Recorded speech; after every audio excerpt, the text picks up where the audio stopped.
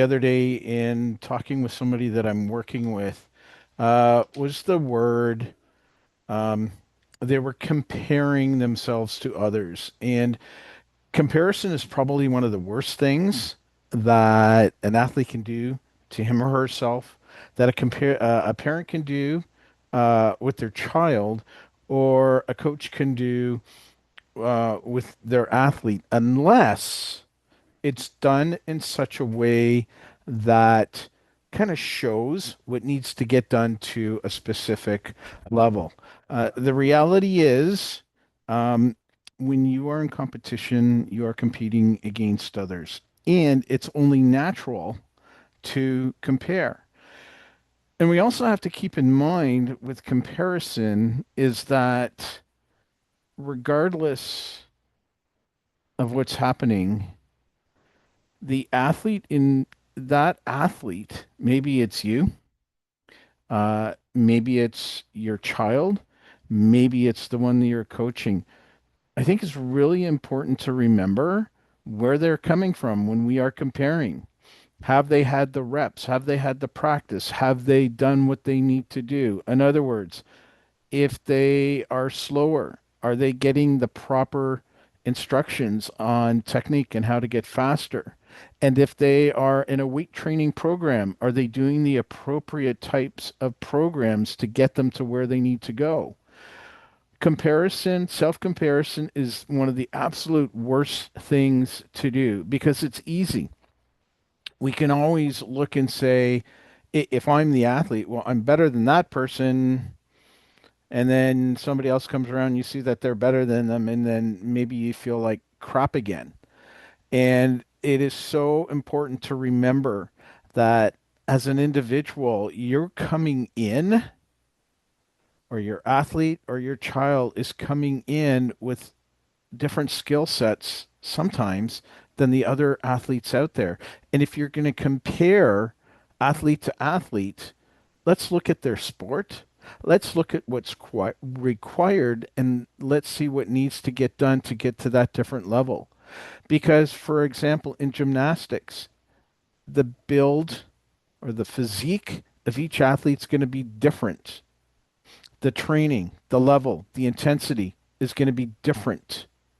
So maybe there's an athlete with a more quote unquote slender physique, or maybe there's an athlete that is quote unquote bigger bone, whatever that means. They're going to be bringing something different when they come to compete. So it's really difficult to compare one athlete to another when there are so many differences. What you want to look for if you're comparing are the intangibles, what I consider to be things like work ethic. What about belief? And that's another story onto its own, which we will talk about another time. But what are the intangibles that that athlete brings that allows them to raise their game to that next level? What is it that they can do to get themselves to that higher level? Comparison, as I said before, is probably one of the worst things that an individual can do for themselves. It's one of the worst things a parent can do for a child, comparing them to other athletes, and the same for a coach, right? And I can guarantee you right now, as I am speaking, there are going to be people comparing me to what I'm saying to whatever else is out there. And fine, please go ahead. That's just the reality of life. The key thing to remember when you're working with young athletes or you're working with teenage athletes, it's important to focus on the things that they're doing well and to focus not yeah, to focus on what they're doing well and areas of improvement. So, one of the things you can do for yourself, if you're an athlete, if you're a parent or a coach, is look at another way of giving feedback. One of them could be the first thing saying, "This is what I specifically liked. I like that shot you took. That was an amazing shot." Or, "I like the way you flipped. That was amazing." And maybe the next thing you can say, what I need more of is I need you to more get stuck in, so to speak. We hear that in soccer. And overall, I thought it was really good what you did. And if you noticed with the three things that I said, there was what was missing. Yeah, negativity. Because when we give our feedback, we want to make sure that we are focused on first thing, saying what was good, what we want more from them, and overall how good we thought they played. So again, when we look at comparison, it's it's easy to do, but many times it makes no mistake. And my suggestion is what are the intangibles? Effort, because effort is something we can always, you know, change.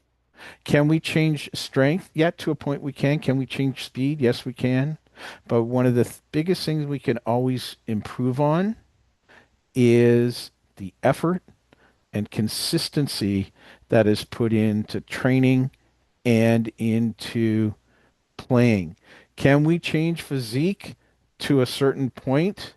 And again, we have to remember that whether you're an athlete, parent, or coach, everybody comes in with a unique set of qualities, genetics, whatever you want to call it. For example, would it be fair to compare in basketball somebody that's 5'4" to somebody that's 6'7"? No, because it just doesn't work. It's like comparing apples to oranges. Anyway, you know, um, one of the things I thought I was going to be when I was younger, if you can see, I thought I was going to be the next Bobby Orr. Well, a couple of things I fell short of. One, I didn't have the height, and the other thing is I didn't have the skating abilities. Yeah, not happening. Anyway, on a side note.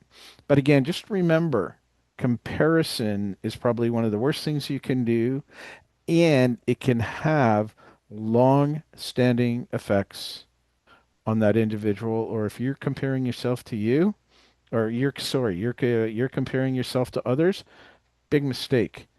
Best thing to compare is yourself to how you did the day before to how you're going to go and do whatever you need to do today for training. I'm Michael Wolf Grafstein, and I just want to thank you for this time listening to what I have to say about comparison. Bye for now.